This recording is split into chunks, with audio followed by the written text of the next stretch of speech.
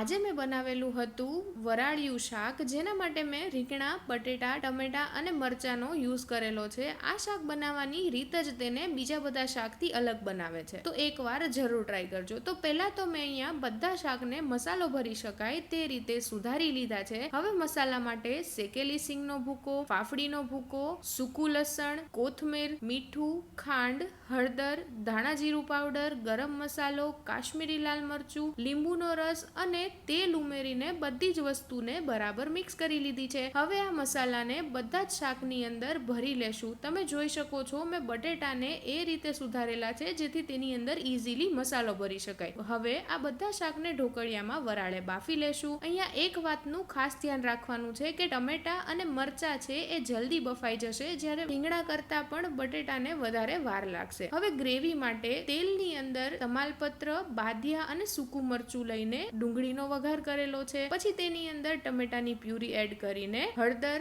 લાલ મરચું પાવડર, ગરમ મસાલો અને આપણો વધેલો ભરેલો મસાલો આ ગ્રેવીની અંદર એડ કરી દીધેલો છે. હવે તેની અંદર પાણી, ખાંડ અને લીંબુનો રસ ઉમેરીને આપણે આ ગ્રેવીને બરાબર ચડવા દેશું. હવે તેની અંદર બાફેલા રીંગણા અને બટેટા ઉમેરીને એ બંને શાકને થોડીવાર ગ્રેવી સાથે મિક્સ થવા દેશું અને પછી લાસ્ટમાં ટમેટા અને મરચા એડ કરશું અને કોથમીરથી ગાર્નિશ કરીને તૈયાર છે આપણું વરાળે બાફેલું ભરેલું રીંગણા, બટેટા, ટમેટા અને મરચાંનું શાક. તમે કઈ રીતે આ વરાળિયું શાક બનાવો છો કમેન્ટ જરૂર કરજો.